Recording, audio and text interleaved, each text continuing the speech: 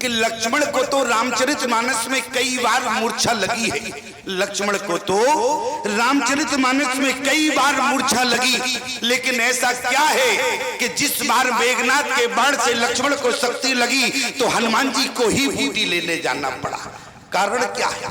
कारण सिर्फ इतना है प्यारे, क्योंकि लक्ष्मण किसके अवतार हैं? बोले शेष के।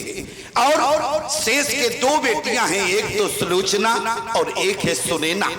दोनों बेटियों में एक बार सलाह हुई कि अपने पिता के 1000 फन हैं, नेत्र कितने होंगे? सुलोचना छोटी थी, सुनैना बड़ी थी। सुनैना जनक को ब्याही हुई थी और सुलोचना मेघनाथ को ब्याही थी। प्यारे, सुलोचना इस तरफ से अपने पिता के नेत्रों की गिनती कर रही थी, सुनैना इस तरफ से अपने पिता के नेत्रों की गिनती कर रही थी। सुनैना समझदार थी, सुलोचना छोटी थी। सुलोचना की एक उंगली रही प्यारे तो शेष की आंख में चली गई, और जब शेष की आंख में उंगली गई तो शेष ने तुरंत फुफकार सुलोचना को फुफकार दे दिया। सुलोचना मूर्छा में आ गई, और जैसे ही सुलोचना मूर्छा में आई उसी समय सुनैना ने कहा कि कैसे पिता, आज तुमने अपनी बेटी की छोटी सी भूल पर आज उसे अपनी फुफकार के द्वारा, विषैली फुफकार के द्वारा तुमने मूर्छा दे दी है। लेकिन शेष ने कहा मैं अपना विष तो वापस ले सकता हूं, लेकिन फुफकार के द्वारा मूर्छा भंग नहीं कर सकता। शेष ने शंकर भगवान को याद किया, जैसे कल मैंने बताया था कि कोप भवन में शंकर भगवान को दशरथ जी ने बुलाया, और यहाँ शेष ने शंकर भगवान को बुलाया। शंकर भगवान उपस्थित हो गए। शंकर भगवान ने कहा क्या बात है? तो कहा कि मेरी बेटी सुलोचना मेरी फुफकार के द्वारा मूर्छा में।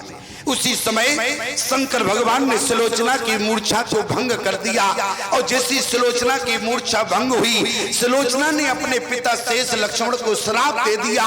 सुलोचना ने कहा कि जिस समय तुम भूमि पर जाओगे, जिस समय तुम भूमि पर जाओगे तो तुम्हें हमारे पति के द्वारा मूर्छित होना पड़ेगा। इसलिए मेघनाथ के द्वारा लक्ष्मण को मूर्छा लगी। शेष शंकर भगवान के चरणों में गिर पड़ा। शेष ने कहा कि मैं तो उस समय अपने प्रभु की सेवा में रहूंगा, लेकिन यदि मुझे मूर्छा लग जाएगी तो मैं अपने भाई की सेवा नहीं कर पाऊंगा। उसी समय शंकर भगवान ने कहा कि शेष तुम चिंता मत करना।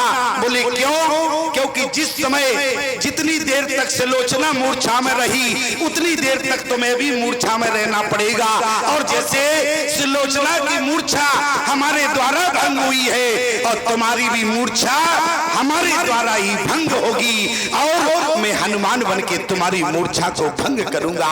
इसलिए प्यारे बोले जय शरीर रति राम सो, अरे सोइया डरई सुजा, और रोद्र देह तज नेह बसे, और शंकर भय हनुमान।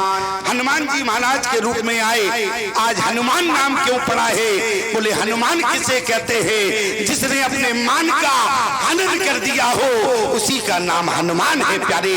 और आज ऐसे हनुमान ने प्यारे लक्ष्मण के प्राणों की रक्षा की, लेकिन भरत जी के प्राण कब बचाए?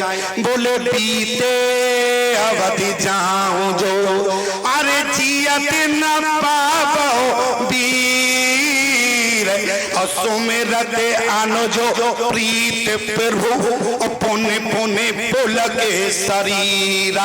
एक बात हमारी कान खोलकर सुनना, त्रेता में रामराज हुआ, लेकिन रामराज का यदि श्रेय जाए, रामराज का श्रेय यदि देखा जाए तो भरत भैया को जाता है। क्यों? यदि भारत की भूमि पर भरत जैसा भाई नहीं होता तो भारत में रामराज नहीं होता। हमारी बात को कान खोलकर सुनना। आज सरकार का प्रयास है कि भारत की भूमि पर रामराज होवे, लेकिन सरकार की चलती केवल सड़कों पर हुआ करती है, और रामराज की आवश्यकता सड़कों पर नहीं है। यदि रामराज की आवश्यकता है तो भाई भाई के बीच में बोले यदि प्रेम हो जावे तो सूर्योदय के पहले रामराज हो जाएगा। प्यारे मैं तो केवल आपसे निवेदन कर रहा हूं, क्या? बोले बीते अवधि जाऊं जो। बंदरों ने कहा कि विभीषण ये बताओ तुम्हारे लिए राम जी ने कितना किया, अब तुम राम जी के लिए क्या कर रहे हो? विभीषण ने कहा कि राम जी आदेश करें तो हम 2 मिनट में व्यवस्था करें।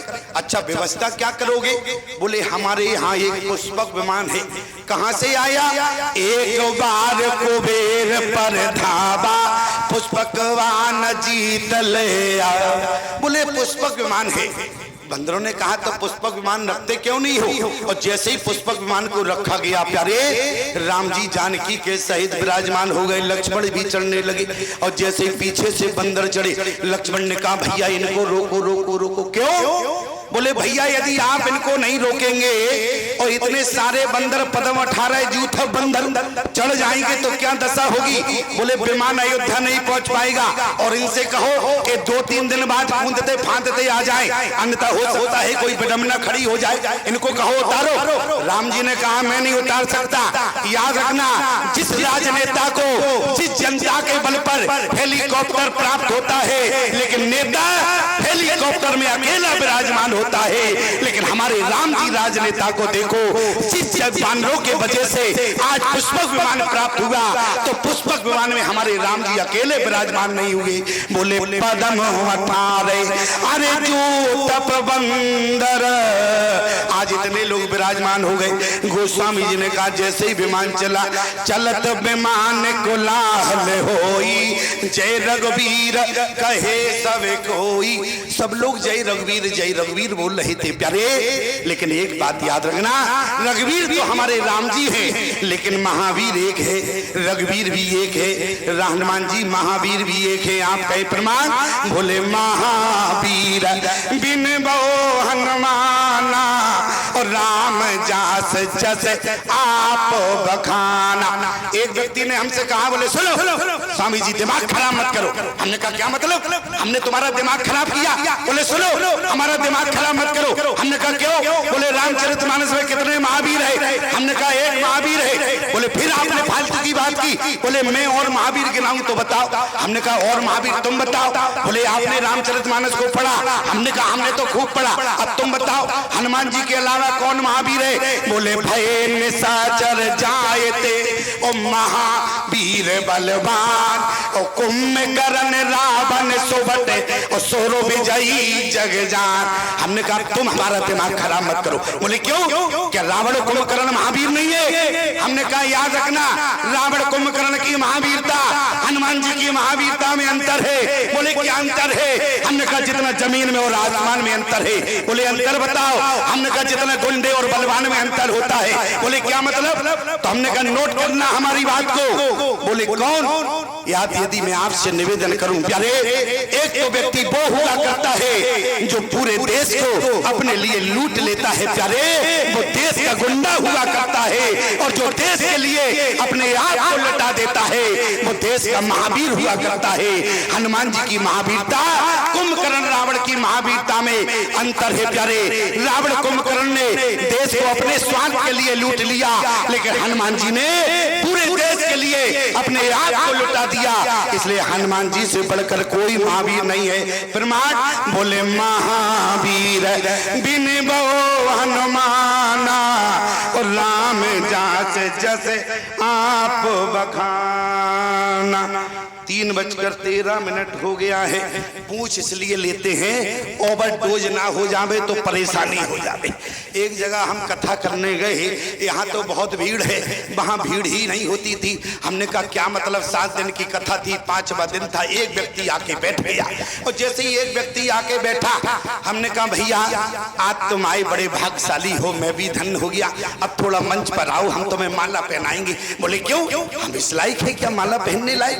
हमने कहा बात वो नहीं है, क्योंकि एक भी श्रोता नहीं आता था, आज कम से कम तुम पधारे तो हमारे भाग जाग गए। चलो मंच पर आओ, जल्दी माला पहनाए। और जैसे ही मंच पर आया, माला पहनाई, बैठ गया। बोले स्वामी जी कितनी देर कथा होगी? हमने कहा भैया कथा तो 1 ही घंटे होगी। बोले क्यों? हमने तो पंपलेट में पढ़ा है 3 घंटे आपकी कथा होगी। हम तो 3 घंटे का समय निकाल कर आए, आप 3 घंटे कथा बोलना। हमने कहा कोई बात नहीं बेटा, यदि सुनने की क्षमता रखते हो तो हम 3 घंटा बोलेंगे। और जैसे ही हमने बोलना प्रारंभ किया, 1 घंटा नहीं हुआ तब तक तो आराम से बैठे बिल्कुल सुन रहा था। और जैसे ही दूसरा घंटा प्रारंभ हुआ तो यहाँ वहां देख रहा था। और जैसे ही तीसरा घंटा प्रारंभ हुआ तो खड़ा हो गया। तीसरा घंटा भूगा तो खड़ा हो गया। हमने कहा भले आदमी खड़े क्यों हो गए? बोले एक बात समझ में नहीं आई, क्या 100 घोड़ों की घास हमें खिला दोगे क्या? तो इसलिए हमने पूछ लिया है, यदि समय हो गया हो तो हम विराम दें। लेकिन मैं आपसे निवेदन कर रहा था, पुष्पक विमान चला है, हनुमान जी महाराज कैसे बैठते हैं, राम जी के चरणों को अपनी हथेली पर रखते हैं, भगवान के मुखारबिंद को देखते हैं, भगवान रोने लगे। हनुमान जी ने कहा प्रभु अब तो रोने की आवश्यकता नहीं है, अयोध्या नजदीक है, विमान ले जाएगा। भगवान ने कहा कि हनुमान जिस गति से विमान चल रहा है मुझे नहीं लगता कि समय से पहले अयोध्या पहुंच जाएगा। हनुमान जी ने कहा तो कोई बात नहीं, विमान ना पहुंचे लेकिन हनुमान तो पहुंच सकता है। जैसे आपको कंधों पर बैठा कर जब हनुमान सुग्रीव से मिला सकता है तो क्या हनुमान आपको भरत से नहीं मिला सकता है? लेकिन याद रखना प्यारे, आज हनुमान जी ने कहा प्रभु आप कंधों पर विराजमान हो जाएं। बंदर बोले सुनो हम राम जी को नहीं जाने देंगे। बोले क्यों? बोले जिस विमान पर भगवान की कृपा नहीं होती है या जिस विमान पर भगवान नहीं होते हैं वो विमान किसी धाम में नहीं जाता, वो तो विमान किसी खाई में चला जाता है। ध्यान देना प्यारे, ईमानदारी से बताओ ये शरीर जो है वो देह रूपी विमान है कि नहीं? समर्थन करो, ये शरीर जो है वो देह रूपी विमान है कि नहीं? और ईमानदारी से बताओ ये शरीर देह रूपी विमान ये चित्रकूट अयोध्या कब जाता है? जब इस शरीर पर भगवान की कृपा होती है तब ये विमान अयोध्या पहुंचता है। अन्यथा प्यारे बोले ग्रह कर जनाना जंजाला ते अति दुर्गम शैल विशाला, जहां फंसा है वही फंसा रहता है, लेकिन तीर्थ में कौन जाता है? बोले अति हरि कृपा, अति हरि कृपा अरि जाए पर होई सो पावो दे मार्ग सोई। इसलिए प्यारे आज हनुमान जी महाराज ने कहा प्रभु यदि बंदर आपको नहीं जाने दे रहे तो आप एक काम करें, उपाय आप बतावें। राम जी ने कहा एक काम करना। बोले क्या? भरत एक कुशल हमारे सुनायो, समाचार ले तुम चले आयो। बंदरों ने कहा ये बताओ, अरे क्यों इनको वापस बुलाते हो, समय बर्बाद करोगे, थोड़ी देर में विमान पहुंच जाएगा, हम भी वहीं पहुंच जाएंगे। हनुमान तुम मत आना, वहीं रुकना, थोड़ी देर में पुष्पक विमान भी आ जाएगा। लेकिन राम जी ने कहा नहीं, समाचार मुझे देना मेरा भरत भाई जीवित है या नहीं है। लेकिन जरा एक बात विचार रखना, यदि हनुमान जी ना होते तो राम जी के समक्ष कितनी बड़ी समस्या थी। आप कहेंगे राम जी के आगे कौन सी समस्या थी? यदि राम जी अवधि के भीतर पहुंचते हैं अयोध्या में तो भरत भाई तो बच जाएगा, लेकिन माता पिता का वचन चला जाएगा। क्यों? यदि अवधि के पूर्व राम जी अयोध्या में प्रवेश कर जाएं, अयोध्या की राज सीमा में प्रवेश करें तो माता पिता का वचन झूठा होगा। यदि अवधि के बाद जावे तो भरत के प्राण चले जाए। राम जी के आगे बहुत बड़ा संकट आया कि कैसे हमारे माता पिता के वचनों की रक्षा हो और भरत के प्राण भी बचे रहे। तो हनुमान जी महाराज को भेज दिया, भरत कुशल हमारे सुनायो, समाचार ले तुम चले आयो। हनुमान जी महाराज पहुंच गए क्या? राम विरह सागर में अरे भारत मगन मन हो, ओ पेपर रूप धरे पवन सुत आए गयो जनपोत। हनुमान जी महाराज पहुंचे तो भरत की अंतरात्मा क्या कह रही थी? बोले रहे हुए कदिन अरे अवधि अधारा और समझत मन दुख भयो अपारा। कपटी कुटिल मोह प्रभुचीना, ताते नाथ संग नहीं लीना। आज भैया भरत ने कहा मैं कपटी हूँ, मैं कुटली हूँ, इसलिए मुझे राम ने बुला दिया। लेकिन याद रखना अपने आप को कपटी कुटली कहा, लेकिन भैया के लिए क्या शब्द निकले? बोले आए धन लक्ष्मण बड़ भागी। किसी ने कहा कि भरत तुमने लक्ष्मण को धन्य कहा तो क्या तुम धन्य नहीं हो? तो ईमानदारी से बताओ क्या भरत जी धन्य नहीं है? अरे लक्ष्मण को तो केवल भरत ने धन्य कहा है, भरत को तो धन्य किसने कहा है? बोले धन्य भारत जय राम गोसाई और कहत देव हर्षित बरियाई। भरत को प्यारे सभी ने धन्य कहा है, और लेकिन भरत ने क्या कहा? बोले धन्य तो मैं हूँ, धन्य मेरा भाई भी है, लेकिन मैं लक्ष्मण की तरह बड़भागी नहीं हूँ। ध्यान देना, मैं लक्ष्मण की तरह बड़भागी नहीं हूँ, इसलिए आहे धन्य लक्ष्मण बड़भागी और राम पदारा बिंदवन राग। बोले लक्ष्मण बड़भागी है तो लक्ष्मण कैसे बड़भागी हुआ? बोले लक्ष्मण छोटा है इसलिए क्या बड़भागी है? और याद रखना प्यारे, जो सबसे छोटा होता है वही बड़भागी हुआ करता है। एक बार अंगूठे ने कहा कि मैं बड़भागी हूँ, चारों उंगलियों ने कहा कि अंगूठा तुम कैसे बड़भागी हो? अंगूठे ने कहा अरे जीते जी तो छोड़ो, मरने के बाद भी जहां लग जाए वहां जज के बाप को भी मानना पड़ता। क्यों? अंगूठे ने कहा मैं बड़भागी हूं। बोले तर्जनी ने कहा अंगूठा यदि मुट्ठी बांधो, यदि मैं न लगूं तो तुम्हारा बल कमजोर होता है। और अनामिका ने कहा कि मैं बड़भागी हूं। चारों उंगलियों ने कहा कि अनामिका तुम कैसे बड़भागी हो? अनामिका ने कहा जब भी दाम्पत्य जीवन की शुरुआत होती है तो रिंग सेरेमनी में मेरी ही उंगली का सबसे पहले प्रयोग होता है, इसलिए मैं बड़भागी हूँ। मध्यमा ने कहा मैं तो सबसे बड़ी देखने में हूँ, इसलिए मैं बड़भागी हूँ। लेकिन याद रखना, जिस समय कनिष्ठिका खड़ी हुई, कनिष्ठिका ने कहा तुम चारों के चारों बेकार हो, यदि बड़भागी हूँ तो मैं हूँ। चारों उंगलियों ने कहा तुम देखने में छोटी हो लेकिन बड़भागी कैसे हो सकती हो?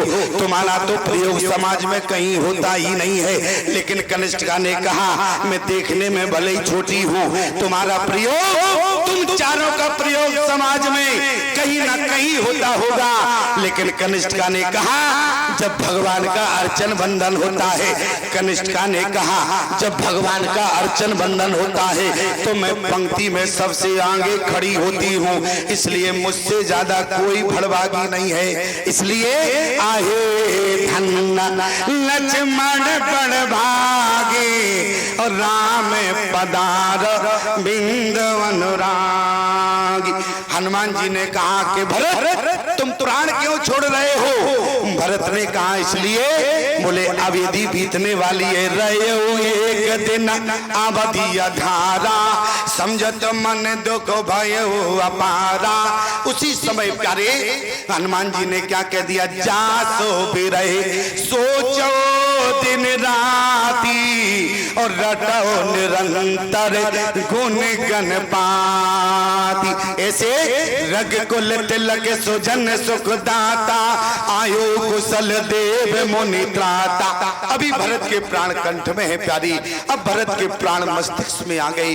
किसी ने कहा कि भरत क्यों मर रहे हो? अरे राम जी के आने का समाचार मिल गया। लेकिन भरत ने कहा राम जी के आने का समाचार मिला है, लेकिन अयोध्या की भूमि से 3 गए, अकेले राम जी आ रहे। इसका मतलब है अभी हमारी भाभी जानकी लंका में है, लक्ष्मण मूर्छित पड़ा है, इसलिए अकेले आ रहे हैं। ध्यान देना, हनुमान जी ने कहा राम जी ने तो इतना ही कहा था, भरत हम कुशल हमारे सुनायो। और कहीं राम जी कह देते तो इतने आ रहे कि व्यवस्था नहीं कर पाओगे। और ईमानदारी से बता राम जी के साथ कितने आए? लेकिन जरा ध्यान देना, हनुमान जी अब अपनी तरफ से बोल पड़े, बोले रिपुरन जीत अरे तो जैसे चोर गावत और सीता से ते अनुज पे भुआवत। भरत की दशा क्या हो गई? सुनत बचन बिसरे सब दुखा को तुम ताते काते आए, मोए परम प्रिय वचन सुनाए। और जैसे हनुमान जी ने कहा मारुत सो तुम्हें कपि हनुमाना, भरत ने उठकर तुरंत छाती से लगा लिया। अयोध्या वासियों ने कहा कि भरत अब तुम मरोगे नहीं क्या? मैंने तुम्हारे लिए चिता को तैयार कर लिया है। भरत ने कहा अयोध्या वासियों से हम क्यों मरे? बोले अवधि बीत गई, राम जी नहीं आए। लेकिन भरत ने उत्तर क्या दिया? बोले राम जी भले ही ना आए हो, लेकिन हनुमान जी ने अपने हृदय में बैठे राम जी से आज अवधि के पहले भरत को मिला दिया है, इसलिए भरत अब मरने वाला नहीं है। क्यों? बोले पीता वे तरस अरे सकली दुख बीते मिले आज मोए प्यारे भरत आज हनुमान की छाती से लग रहे हैं। हनुमान जी महाराज ने अपने हृदय में बैठे राम जी को भरत से मिला दिया है। प्यारे आज भरत के प्राणों की रक्षा करने वाले हमारे श्री हनुमान जी हैं। क्यों? क्योंकि राम जी हनुमान